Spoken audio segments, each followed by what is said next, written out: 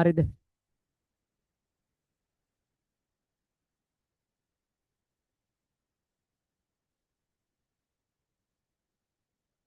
පුළුවන්. උදාහරණයකට ඔක්ස්ෆර්ඩ් શબ્දකෝෂය දෙන්න පුළුවන්. ඔක්ස්ෆර්ඩ් શબ્දකෝෂය තනිකර ඉංග්‍රීසි භාෂාවෙන් තියෙන එකේ ඒකේ ඔක්ස්ෆර්ඩ් එකේ තියෙන අර්ථකථන නම් බලන් ඒ ඔක්කොම පැහැදිලි කිරීම තියෙන ඉංග්‍රීසි භාෂාවෙන්. උදාහරණ වලට දෙන්න පුළුවන්. ඒකේ අනිත් එක තමයි දැන් මේ ඔය දැන් පරේක්ෂණ ආයතන පටන් ගන්නේ ඇමරිකා විශ්වවිද්‍යාල මුල් කරගෙන. ඒකට පරේක්ෂණ ග්‍රන්ථ ලියවෙන්නේ අනම් බලන් ඒවා ලියවෙන්නේ ඉංග්‍රීසි භාෂාවෙන්. හරි? ඒතර ඒවා නිසා ඒ විෂයට ඉංග්‍රීසි භාෂාවේ දායකත්වයක් තිබ්බා කියන එක ලියවෙන්න පුළුවන්. ඒක ප්‍රශ්නයක්. දැන් මොනවාද ඊට අදාළව ওই ටික තමයි ලියන්න තියෙන්නේ. ඊළඟට මොනවාද මේ වගේ තව ප්‍රශ්නයක් තියෙන මට උත්තර දෙන්න. හ්ම්.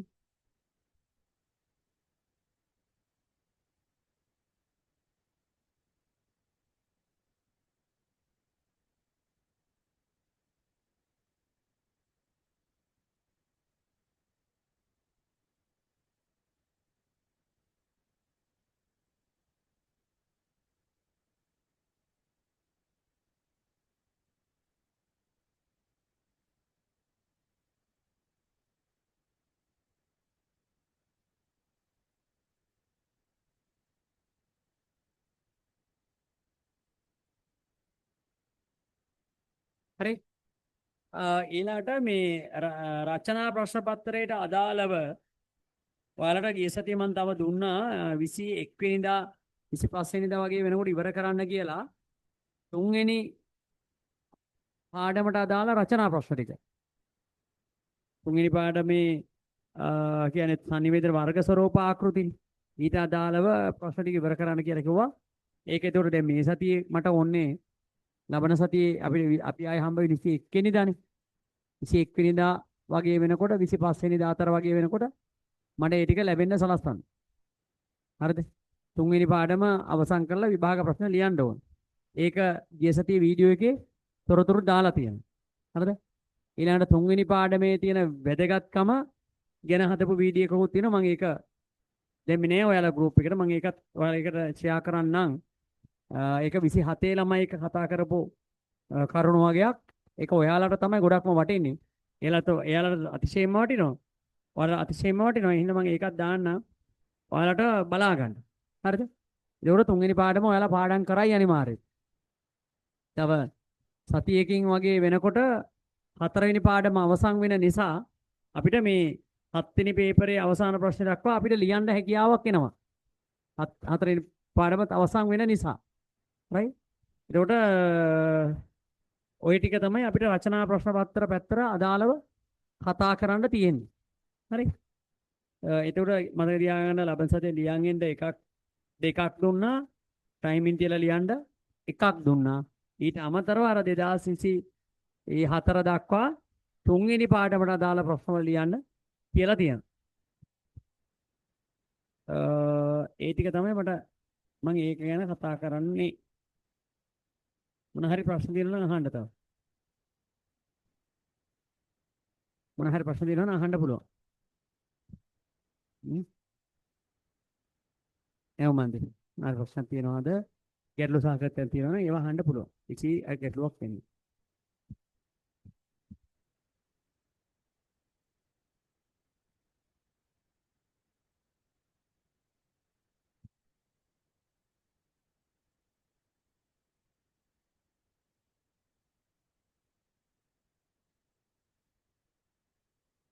හරිද? 17 17 ඒ MCQ පේපර්නේ. හරි. තාම හරි ඒ පත්‍රය උඩ තුත. ඔව්. ඒ පැත්තට. MCQ අද උදේ වරුවේ මම 100ක් කතා කරා.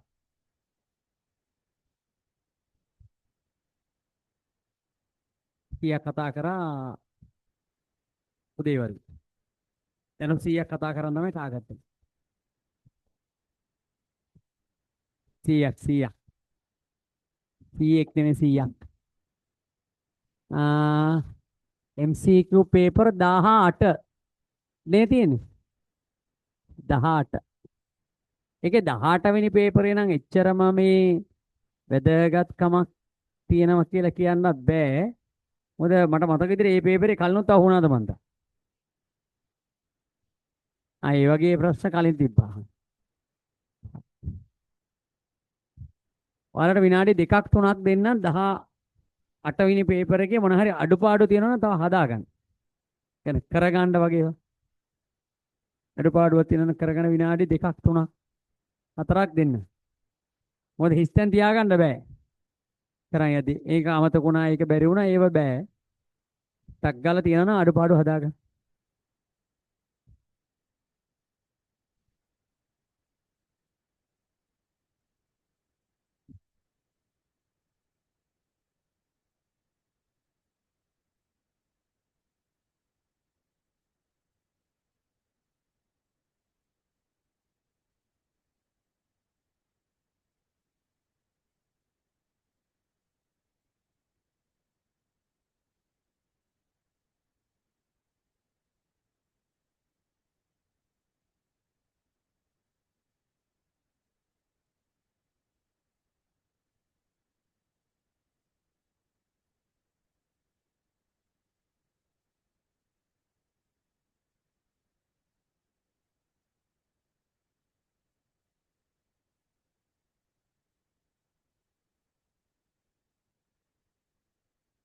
දහඅට 19 20 කරගෙන එන්න කියලා තමයි වීඩියෝ එකේ ඇත්තේ.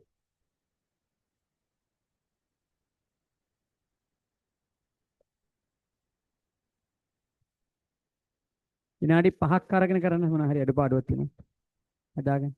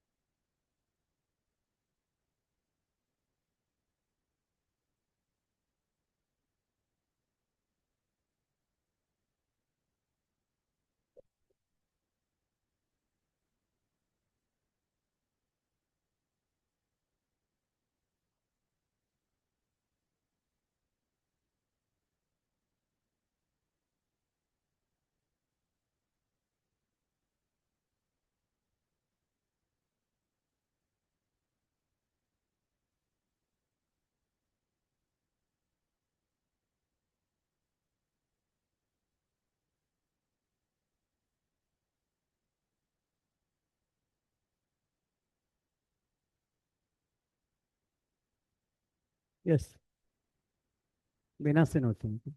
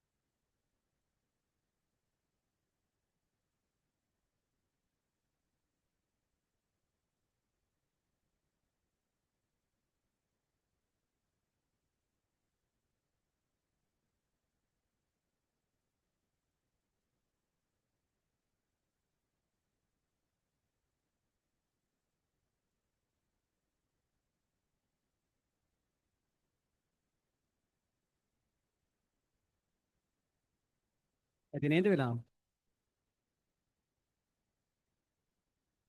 බලන්න.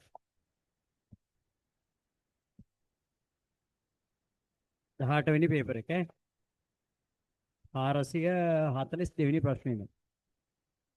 මා අංක 1 කියලා අරන් තියෙන එක. sannivedana යන්නේ සරල අර්ථය වන්නේ හැඟීම්, දැනීම්, අදහස් සහ දැනුම හෝමාරු කර ගැනීම. ඒ කියන්නේ අංක 1. හරි? ඊළාට යුනෙස්කෝ සංවිධානයේ ග්‍රෝන්වල් ප්‍රකාශනය ඉදිරිපත් කරන ලද්දේ 1982. ඒ කියන්නේ අංක 3. හරි දාගන්න. පෑනෙම දාගන්න ඕන. හරි. ඕවගේ ඉතින් ආයේ බලන් දෙයක් තියාගන්න එපා. බලන්න පේපර්ස් හම්බ වෙන ඕන තරම් ඔයාලට ඉස්සරහ. ආයේ ඕව බලන්න මේ ටයිම් එකේ බලලා කරගන්නවා ඇරෙන්න. ආයේ නැවත නැවත කරන් ටයිම් එකක් ඉන්නේ. මානව sannivedana ක්‍රියාවලියේ ආරම්භය වන්නේ. මොකක්ද ආරම්භය වෙන්නේ උත්තරේ? මිනිසා මෙහි මත ජීවත් වීම ආරම්භ කළ දිනේ සිට. කියන්නේ උත්තරේ 2. හරි? sannivedanaya ශාස්ත්‍රීය විශේෂේෂ්ත්‍රයක් ලෙස අධ්‍යයනය කිරීම කෙරෙහි ලෝකයේ අවධානය යොමු වන්නේ. sannivedana විශේෂේෂ්ත්‍රය ස්වාධීන විෂයක් විදිහට අධ්‍යයනය කරන්න ලෝකයේ අවධානය යොමු වෙන්නේ කොයි කාලෙද කියලා අහනවා 20 වෙනි සියවසේ මුල. මේකට උත්තරේ 3. ජනමාධ්‍ය බිහිවීම වර්ධනය හා ව්‍යාප්තිය කෙරෙහි ප්‍රධාන වශයෙන් බලපෑ ඇත්තේ. ජනමාධ්‍ය ව්‍යාප්ත වෙන්න වර්ධනය වෙන්න බිහි වෙන්න බලපාලා තියෙන්නේ මොකද්ද කියලා අහනවා. මොකද්ද?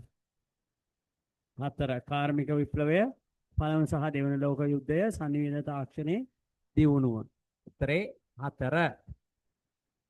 හයිලික sannivedana අධ්‍යයනය ශාස්ත්‍රීය විෂයක් ලෙස වර්තමාන තත්ත්වයට පත් කිරීමට අවශ්‍ය පදනම සකස් කිරීමට පුරෝගාමී වූ විද්වතුන් වන්නේ.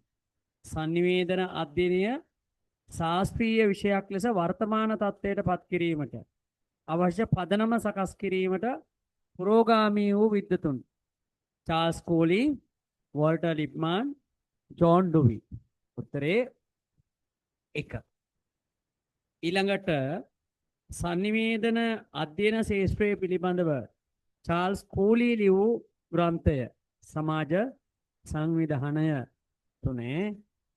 ඊට පස්සේ 1940 දශකයේ sannivedana අධ්‍යයනය ශාස්ත්‍රීය විශේෂේෂ්ත්‍රයක් ලෙස ආයතනගත කිරීමටත් ජනමාධ්‍ය පාසල් පර්යේෂණ ආයතන හා විශ්වවිද්‍යාල සඳහා විෂය හඳුන්වා දීමටත් පුරෝගාමී වූ ඇමරිකානු මහාචාර්යවරයා වූයේ විල්බර් ෆ්‍රාම් 5.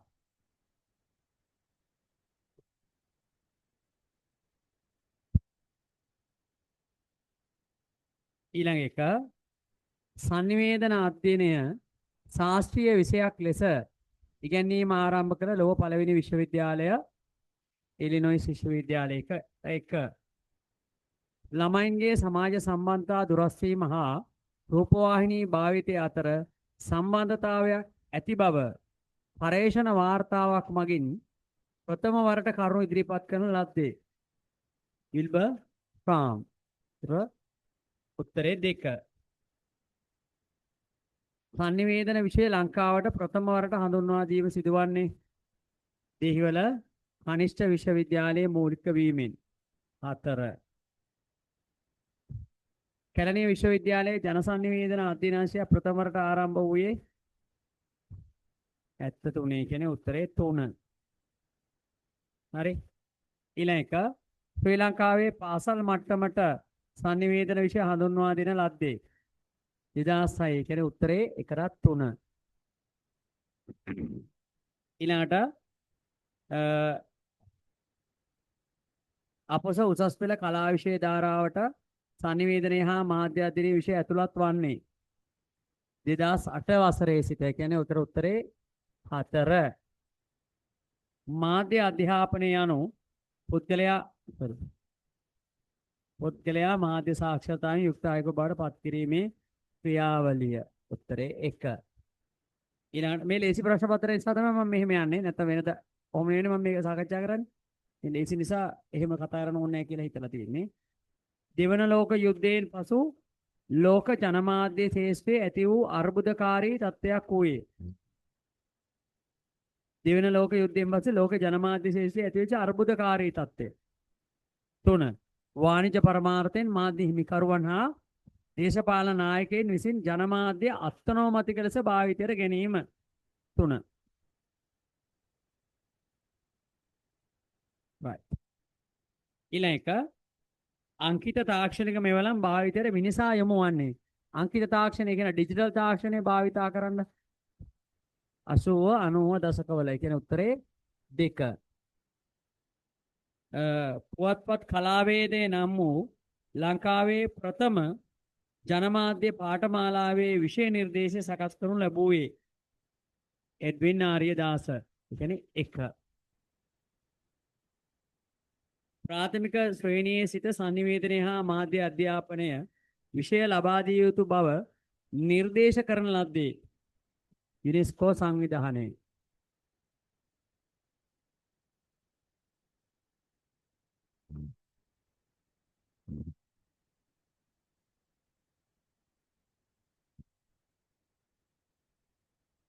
ප්‍රාථමික සමාජවල ජීවත් වූ මානවයින් sannivedanaya සඳහා යොදාගත්තේ. මොනවාද ප්‍රාථමික සමාජවල ජීවත් වෙච්ච මානවයින් sannivedanaya සඳහා යොදාගත්තේ? ශබ්ද, සංඥා, සංකේත. 4. 1933 වසරේ සිට 1945 දක්වා වූ කාලය තුල බොහෝ ජර්මානු sannivedanaya පිළිබඳ විද්වතුන් ඇමරිකාවට සංක්‍රමණය වීමට ප්‍රධාන හේතුව වූයේ ජර්මනියේ ඇඩොල්ෆ් හිට්ලර්ගේ ඒකාධිපති පාලනය. මේ පළවෙනි පාඩමෙන් තමයි පුතේ තනිකරම මේ පේපරේ යන්නේ. හොඳේ. පළවෙනි එකයි දෙවෙනි එකයි තමයි දාලා තියෙන්නේ. sannivedana යන පදයේ පෘතුලාර්ථය පුළුල් අර්ථය දැනගත්තේ දැන ගැනීමට සැලැස්වීම. ඒ කියන්නේ 3. සාවද්‍ය ප්‍රකාශනය තෝරන සාවද්‍ය කියලා කියන්නේ වැරදි කියන එක. වැරදි ප්‍රකාශනය තමයි අහන්නේ. sannivedanaya පාසල් විෂය ධාරාවට සීමා වෙච්ච එකක් කියන එක වැරදි ප්‍රකාශනය. sannivedana විෂය පාසල් විෂය ධාරාවට විතරක් සීමා වෙච්ච එකක් නෙමෙයි ඈ. මිනිසුන්ගේ මුළු ජීවිතේටම අදාළ වෙච්ච එකක්. ඊළඟ එක මානව සමාජයේ තොරතුරු ගබඩා කර කල් තබා ගැනීමේ පදනම සකස් වන්නේ. කොහොමද මානව කඩදාසි හොයා ගැනීම? උත්තරත් කියවෙනවනේ બોලේ. කඩදාසි හොයාගත්තට පස්සේ තමයි තොරතුරු ගබඩා කරලා කල් තියාගන්න පුළුවන් වුනේ. මිනිසාට වඩාත් සංකීර්ණ අදහස් සංකල්ප පිළිබඳ තොරතුරු හුවමාරු කර ගැනීමේ හැකියාව ලැබී ඇත. කොහොමද එහෙම ලැබිලා තියෙන්නේ නිමේෂිකා? සංකීර්ණ අදහස් සංකල්ප පිළිබඳ තොරතුරු හුවමාරු කර ගන්න හැකියාව ලැබිලා තියෙන්නේ මොනවා නිසාද? මොකද ඔයාලගේ උත්තරේ තෝරගත්තේ? උත්තරේ එපා අපිට අංක කියන්න.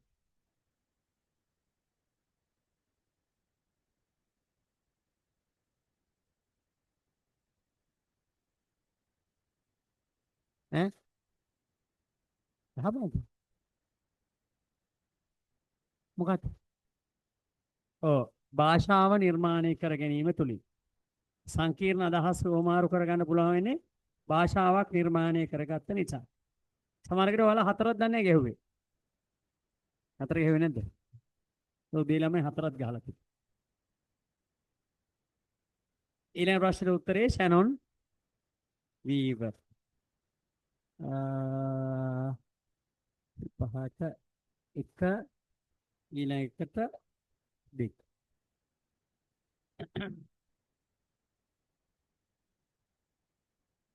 සංනිවේදනයේ ස්වභාවය තේරුම් ගැනීමට අවශ්‍ය ඊට ආවේනික ගුණාංගයක් නොවන්නේ. පහ. මිනිසා පමණක් භාවිතා කරන්නේ කියන එක වැරදි. එක ආවේනික ගුණාංගයක් නෙමෙයි. ඊළඟට එක සන්දර්භය කියන්නේ වටපිටාව. ඊළඟට දෙක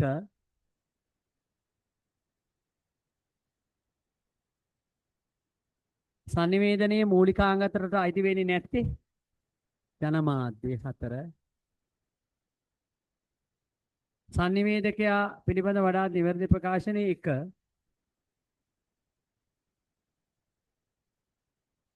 ඊට පස්සේ තුන මාධ්‍ය බාධක හා අර්ථ බාධක.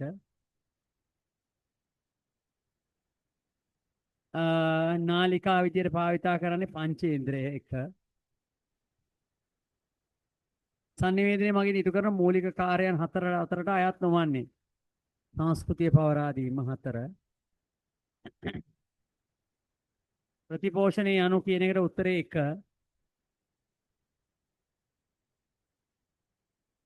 දොළහ ශ්‍රේණියේ සංනිවේදනය උගන්වනු ලබන නන්දන ගුරුතුමාට එම කාර්යය සාර්ථක ලෙස ඉටු කර ගැනීමට නොහැකි වූයේ අවට පන්තිවල ഘോഷාකාරී බව ඊට බාධාවක් වූ බැවිනි. සංනිවේදන විද්‍යාත්මකව මෙම தත්ත්වය හැඳින්විය හැකියි. මොන බාධකයක්ද? පාරිසරික බාධකයක්. ප්‍රධාන බාධක වර්ග නෑනේ නේ. එහෙනම් එක තිබ්බනම් මාධ්‍ය බාධක. 6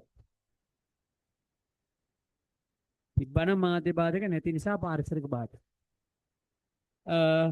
ලැස්සල්ගේ නිර්වචනය ඇතුළත් කොටස් ගන්න 5යි. තුන්වෙනි උත්තරේ.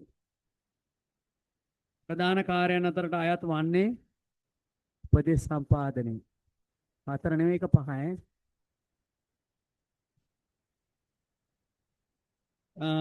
පෙන්සිල්වේනියානු විශ්වවිද්‍යාල පර්යේෂණ කණ්ඩායමේ රූපවාහිනී ප්‍රචණ්ඩ ක්‍රියා සහිත වැඩසටහන් නැරඹීම නිසා ළමයින් තුළ ඇතිවන ප්‍රධාන වෙනස්කමන් ලෙස දක්වා ඇත්තේ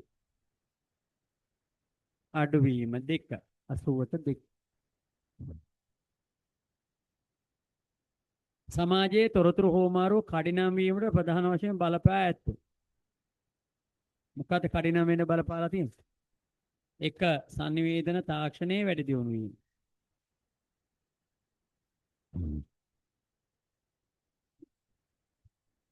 ඊළඟ සංනිවේදනයේ ගුණාංග අතරින් බලය සම්බන්ධ නිවැරදි ප්‍රකාශනය වන්නේ.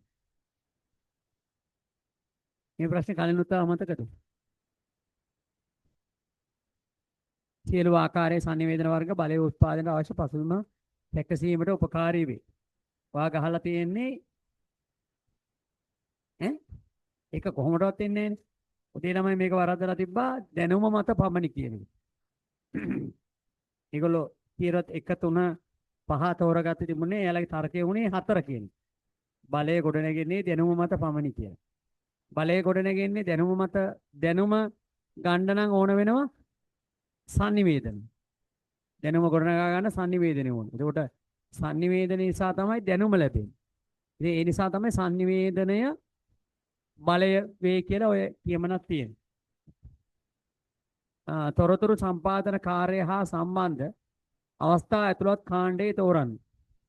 තොරතුරු සම්පාදන කාර්යයත් එක්ක මේ තියෙන අවස්ථා තියෙන කාණ්ඩය මොකද්ද සමෝදි?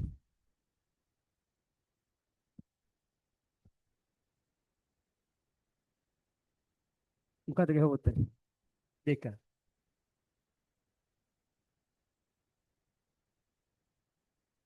මේ ටික දේශනයකදී තියෙන්නේ වැඩමුළු සම්මන්ත්‍රණ පොත්පත් පෙළ පොත් කියන එක sorry තොරතුරු සම්පාදනයනේ අපෙන් අහන්නේ sannivedanaye කාර්යයන් තොරතුරු සම්පාදනය අධ්‍යාපන සම්පාදනය විනෝදාස්වාදයේ පෙළඹවීම පස්වෙනි උත්තරේ ගන්න බෑ පෙළඹවීම කියලා තියෙනවා අධ්‍යාපනය ලබා දීම කියලා තියෙන එක ගන්න බෑ සතුට ප්‍රීතිය විනෝදය ඒ වගේ හම්බ වෙන්නේ තොරතුරු නෙවෙයි විනෝදාස්වාදය කතනය ලේඛනය රූපණීය ශ්‍රවණීය ඒවා මේකට අදාළ වෙන්නේ කියලා කියන්නේ ඒකෙන් තොරතුරු ලැබෙන්නේ හැබැයි ලිපිනයක් ලබා දීමේදී භාණ්ඩයක මිල ගණන් කියනවා කියලා කියන්නේ මොකද්ද ඔයාලා දෙන්නේ භාණ්ඩේ වෙන තොරතුරක් දෙන්නේ මිල කියනවා කියන්නේ තොරතුරක් නේ දෙන්නේ රැකියාවක් සඳහා ඉල්ලුම් කිරීමට ජීවදත්ත පත්‍රිකාවක් ලබා දීම රැකියාවකට ඉල්ලුම් කරන්න කියන්නේ ජොබ් එකකට දාද්දී බයෝ ඩේටා එකක් ඔයා පුරවනවා ඒ කියන්නේ ඔයාගෙන මොනවද දෙන්නේ තොරතුරුනේ දෙන්නේ ලිපිනයක් ලබා දෙනවා එතන දෙන්නේ තොරතුරු එහෙනම් මේකට උත්තරේ 4 එක නෙමෙයි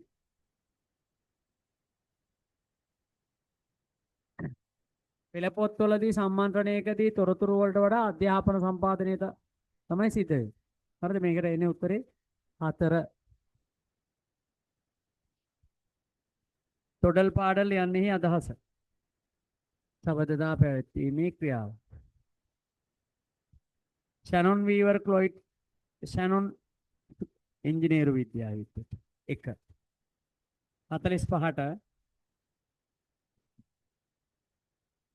වර්තමාන රූපවාහිනී මාධ්‍යයේ ක්‍රියාකාරීත්වය පෙළඹවීම වඩා දකින්න පුළුවන් රූපවාහිනී මාධ්‍යයේ පෙළඹවීම ගොඩක්ම දකින්න පුළුවන් මොකේද වෙළඳ දැන්වීම තුළ ලකුණු තුන්වෙනි උත්තරේ තමයි ලකුණු හම්බෙන්නේ sannivedanaya පිළිබඳ නිර්වචන ඉදිරිපත් කළ විද්වතුන් අතර අයත් නොවන්නේ කාල් මාක්ස්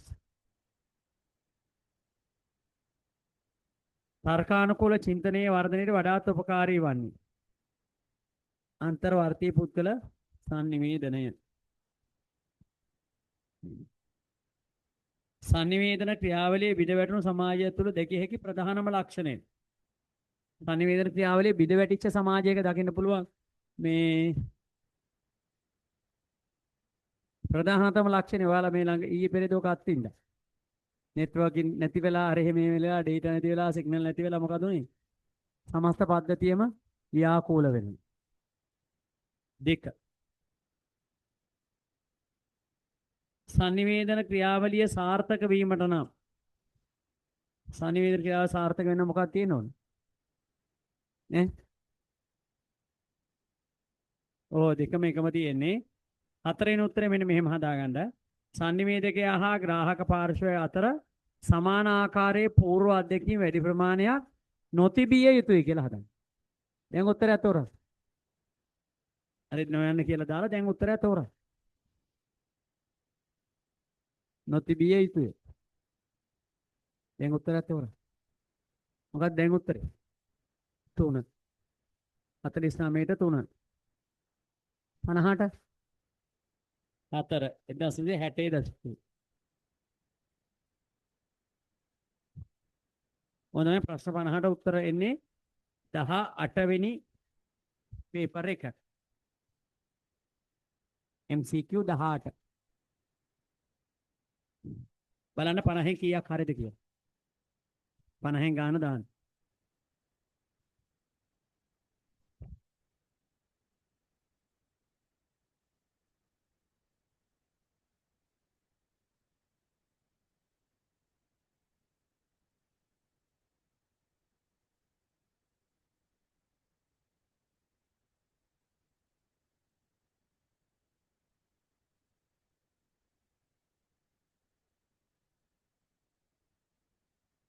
පණහෙන් කීයද 46යි හොඳයි 50යි 50 හොඳයි කීයද සමත්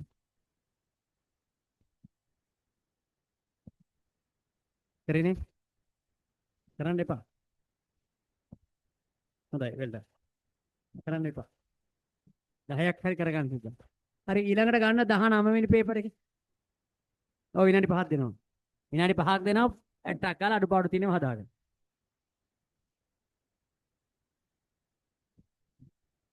ඊළඟ දවසේ විනාඩි 5ක් දෙනවා දෙකක් දුවන්න.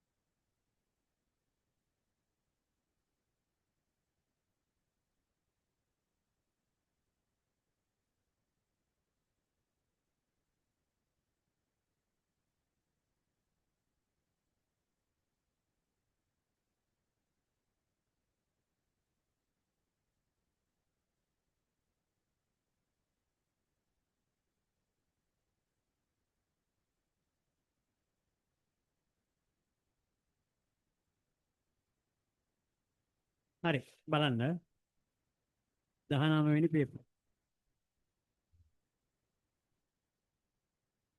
පිටු අංක 60 මේ 72 73 නේ 73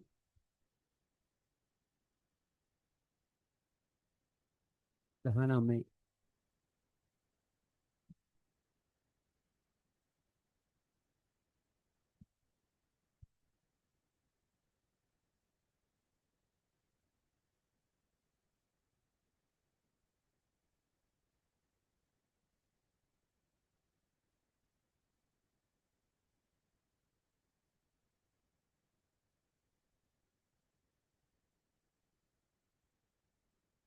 යාපනයේ උපත ලැබූ කෝකිලා සහ විජිතා කොළඹදී හමු වී දීර්ඝ පිළිසඳරක යෙදෙන විට කෝකිලා සමග සිටි කොළඹ තරුණයෙකු වූ සමන් හට ඔවුන් සමග කතා කළ හැකි වූයේ කිටි වචන කිහිපයක් පමණි.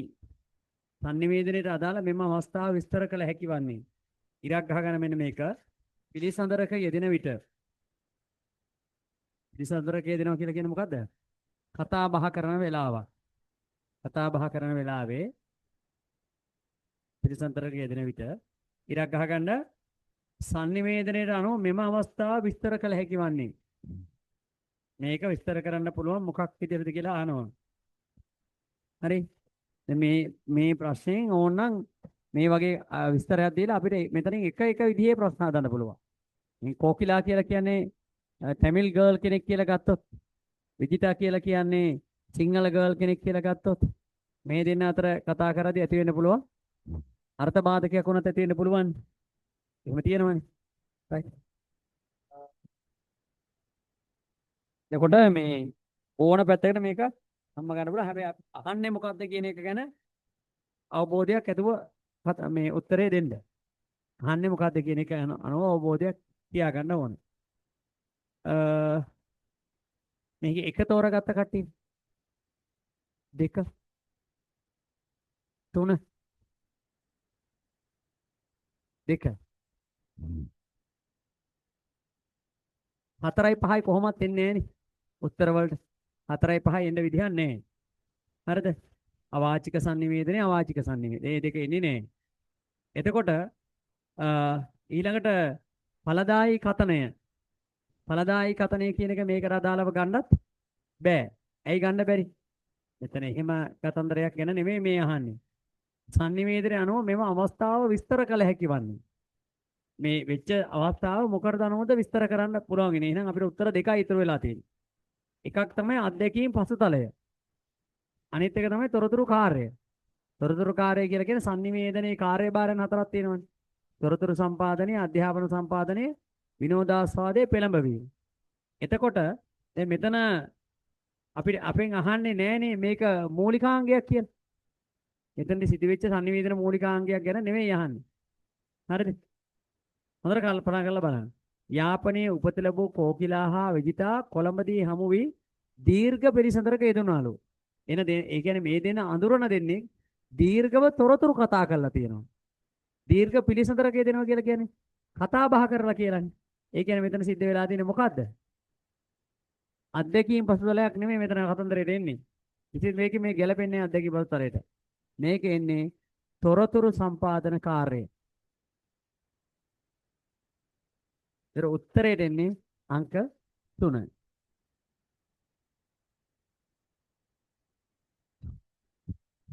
ඊළඟට sannivedanaye යනු යම් තැනකදී තෝරාගත් පණිවිඩයක් ඊට සමාන ලෙස වෙනත් තැනකදී ප්‍රතිනිර්මාණය කිරීමයි මේ ප්‍රකාශය කළේ ෂනොන් වීවර්. ඒකට උත්තරේ 1. හරි.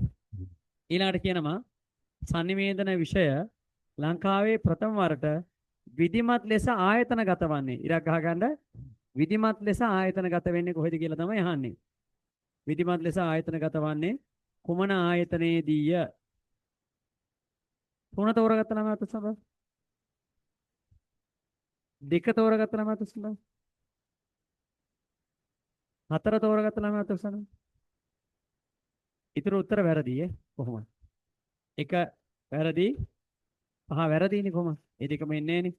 සබරගම විශ්වවිද්‍යාලයේ sannivedana විෂය ඇත්තෙත් නේ. ඉලිනොයිස් විශ්වවිද්‍යාලය ලංකාවට අදාළ වෙන්නේ නැහැ. ඒතර මේ දෙකම වැරදි. විධිමත් ලෙස ආයතනගත වෙන්නේ. ආයතනගත වීම ගැන කියන්නේ. එතකොට ප්‍රථම වරට කියලා කියනවා. ආයතනගත වෙනවා කියලා කියන්නේ මොකද්ද? ආයතනයක අධ්‍යයන කටයුතු ආරම්භ වෙනවා කියන එක. විධිමත් ආකාරයට කියලා කියන්නේ නිවැරදි ක්‍රමවේදයන් අනුව. හරිද? දැන් උදාහරණයක් විදිහට හිතන්නකෝ. අධ්‍යාපන ඇමතිවරයෙක් පත් කරන ලද කමිටුවක් තියෙන්න පුළුවන්. හරිද? මොකද පාර්ලිමේන්තුවේ පනතක් ගෙනල්ලා sannivedana විෂය ලංකාවේ උගන්වන්න කියලා පාර්ලිමේන්තුවේ මේ මොන හරි කෙටුම්පතක් හරි මොකක් හරි ඒ වගේ දේවල් වෙන්න පුළුවන්. හරිද? ඊළඟට අධ්‍යාපන ඇමතිවරයාගේ දායකත්වයක් තියෙන්න පුළුවන්. ඒතර ඒ වගේ දේවල් වෙනවා කියලා කියන්නේ යම් ක්‍රියාවලිය මොනවා වෙනවද? විධිමත් වෙනවා. දැන් මේ දවස්වල ලංකාවේ පාසල් පද්ධතියේ මේ විශේෂේෂ්ත්‍රය මොකද මේ අධ්‍යාපනික ශේෂ්ත්‍රයේ පොඩි වෙනස් වීමකට ලක් වෙනවා. පොඩි නෙමෙයි ලොකු වෙනස් වීමක් ලක් වෙනවා. ඒක විධිමත්ද අවිධිමත්? විධිමත්. අධ්‍යාපන ඇමති මැදිහත් වෙනවා. අවශ්‍ය කවුද අධ්‍යාපන ශේෂ්ත්‍රයේ බලධාරීන් දැනුවත් කරනවා. ගුරුවරු පුරුදු කරනවා. කලාප අධ්‍යක්ෂකවරු පළාත් අධ්‍යක්ෂකවරු දැනුවත් කරනවා. සිසුන් දැනුවත් කරනවා. දෙමව්පියන්ගේ අදහස් කරනවා. ඒක විධිමත් ආකාරයට වෙන්නේ. ඒතර මේ වගේ වැඩක් විධිමත්ව උනේ කවදද කොහෙදද කියලා තමයි මේ අහන්නේ. කොහෙද මේක ඉස්සලාම උනේ? දෙහිවල කනිෂ්ඨ විශ්වවිද්‍යාලය. එහෙනම් උත්තරේ 4.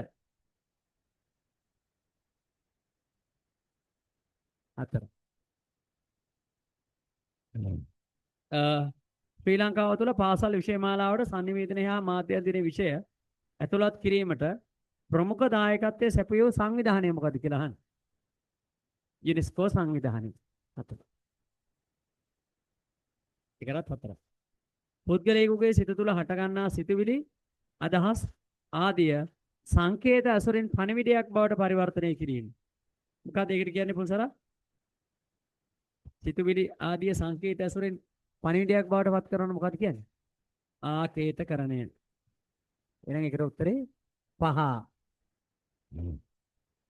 sannivedanaya පිළිබඳ ශාස්ත්‍රීය ලෙස අධ්‍යයනය කිරීම තුළින් මොකද්ද වෙන්නේ කියලා තමයි මේ අහන්නේ. ශාස්ත්‍රීය විදිහට අධ්‍යයනය කරාම වෙන්නේ මොකද්ද කියලා.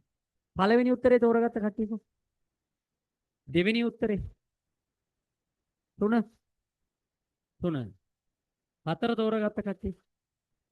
5 තෝරගත්ත. බලමු. මාධ්‍ය පරිහරණය කිරීමේ කුසලතාව වර්ධනය වේ. විශ්වාසයෙන් යුතුව මාධ්‍ය පරිහරණය කිරීමේ කුසලතාවය වර්ධනය වෙනවා. ඒ කියන්නේ sannivedanaya ශාස්ත්‍රීය විෂයක් විදිහට අධ්‍යයනය කරාට පස්සේ විශ්වාසයක් ඇතුව මාධ්‍ය පරිහරණය කිරීමේ කුසලතාවය වර්ධනය වෙනවා. පරිහරණය කිරීමේ කුසලතාවය කියන එක අහුනේ මොකක් යටතේද? සාක්ෂරතාවය. නේද? සාක්ෂරතාවය කියන එක ලැබෙනවා. මම ඔයාලට තොරතුරු වලට දීලා ඇති. ශාස්ත්‍රීය විෂයක් ලෙස අධ්‍යයනය කිරීමෙන් පුද්ගලයා තුළ මොනවාද වර්ධනය වෙන්නේ? සාක්ෂරතාවය වර්ධනය. සාක්ෂරතාවය වර්ධනය වෙනවා කියලා කියන්නේ පරිහරණය කිරීමේ කුසලතාවය කියන එක ඇති වෙනවා. ඒ කියන්නේ හරිද වැරදිද? හරි. එහෙනම් තියෙන උත්තර ඔක්කොම හරි. නිවැරදි කියලා තියෙන්න ඕන. ඒතර වැරදි කියලා තියෙන තුන්වෙනි උත්තරේ වැරදි. නැති උත්තරත් වැරදිනේ එහෙනම් උතන. නිවැරදි න. නැති උත්තරත් වැරදි. නැති උත්තරයක් තාම නැහැ. ඒතර ඔක්කොම ඉන්නම. එහෙනම් ඔයාලට 3 වැරද්දක් දාගන්න තමයි තියෙන්නේ. තුන්වෙනි උත්තරය අදාළ වෙන්නේ. අර ගාවට පොඩි ටික් එකක් දාගන්නවා හරි කියලා. ගවේෂණශීලී භාවය හා විචාරශීලී චින්තනය වර්ධනය වෙනවා. හරි. එහෙනම් B හරිනේ. එහෙනම් B සත්‍යයි කියලා තියෙන්නත් ඕන. B සත්‍යයි කියලා නෑනේ මේ දෙවෙනි උත්තරේ. එහෙනම් දෙවෙනි උත්තරේ වැරදි දැන්. B ගාවට චූටි ටික් එකක් දාගෙන හරි කියලා. තේරෙනවද මම කියන එක? හරි. පළවෙනි උත්තරේ B ඉන්නවා. දෙවෙනි උත්තරේ ගන්න දෙවෙනි උත්තරේ අපි අයින් කරා දැන්. තුන්වෙනි උත්තරේ අයින් කරලා තියෙන්නේ. 1 4 5 විතරයි ඉතුරු වෙලා තියෙන්නේ. බලමු. මාධ්‍ය සාක්ෂරතාවය වර්ධනය වේ. සාක්ෂරතාව වර්ධනය වෙනවනේ කොහොමද? එහෙනම් ABC නිවැරදි කියලා තියෙන්න ඕන. ABC නිවැරදි කියලා තියෙන්න ඕන. දැන් 4 වෙනි එකේ ABC නිවැරදි කියලා නැහැනේ. 4 වෙනි උත්තරේ ගාව නැහැනේ. C නිවැරදි කියලා නැහැ. එහෙනම් හතරෙනි උත්තරේ දැන් අයින් කරන්න පුළුවන් අපිට. ABC තුනම නිවැරදි කියලානේ අපි හොයාගත්තේ. එහෙනම් දැන් අයින් වුණා. දෙවෙනි උත්තරේ අයින් වුණා. තුන්වෙනි උත්තරේ අයින් වුණා. හතරවෙනි උත්තරේත් අයින් වෙලා තියෙනවා. ABC නිවැරදි කියලා නැති නිසා. තේරෙනවද? එකක් හොයාගත්තොත් උත්තර දෙක තුනක් අයින් කරන්න පුළුවන්. දැන් උත්තරේ ඉතුරු වෙලා තියෙන්නේ 1යි 5යි. අවශ්‍ය අදාළ තොරතුරු තෝරා ගැනීමේ හැකියාව වර්ධනය වෙනවා. හරි. තෝරා ගැනීමේ හැකියාවත් වර්ධනය වෙනවා. ඒ කියන්නේ විචාරශීලීත්වය කියලා කියන්නේ සාක්ෂරතාව වර්ධනය වෙනවා කියලා කියන්නේ තෝරා ගැනීමේ හැකියාව. එතන තියෙනවා ඒක ඇතුලේ. හරිද? එතකොට D නිවැරදි. ඒ කියන්නේ සියල්ල නිවැරදි කියන උත්තරේ තමයි මේකේ එන්නේ තියෙන්නේ. 5 තමයි උත්තරේ. සංනිවේදන විශේෂ ස්වාධීන විෂයක් ලෙස වර්ධනය වීමට පෙර අන්තර්ගත වූ විශේෂ ශාස්ත්‍රයන් වන්නේ. උත්තරේ මොකද? 1. දේශපාලන විද්‍යාව, මනෝවිද්‍යාව, සමාජ විද්‍යාව. බලන්න සංනිවේදන අධ්‍යයනයේලා ලොව ප්‍රථමයෙන් ආරම්භ කළ අධ්‍යයන ආයතනය වන්නේ. සංනිවේදනය අධ්‍යයනය කරන ලෝකයේ ප්‍රථමයෙන්ම ආරම්භ කරපු අධ්‍යයන ආයතනය. ඉලිනොයිස් සරසවිය. 4. කියන්නා කෙසේ කිව්වත් අසන්නා සිහිබුද්ධියෙන් නැසිය යුතුය යන ප්‍රකාශනය සංනිවේදනය අනුව වඩාත් අදාළ වන්නේ. 4 තෝරගත්තා නම් අතසම. එන වැරදි ඔක්කොම. නිවැරදිව සංදේශ විකේතකරණය කිරීම. උත්තරේ 5. ඇයි ඒ?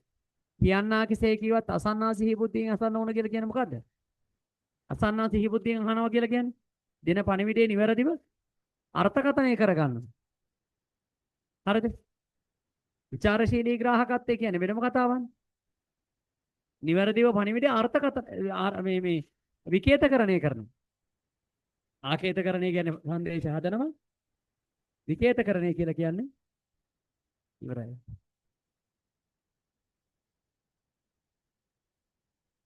මම ඉන්නම් එහෙම කරමු.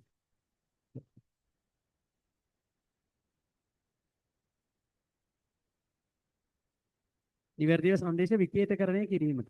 5 තමයි ඔබේ උත්තරේට එන්නේ. 4 නෙමෙයි. එන්නේ නැති වෙලේ කරන්නේ.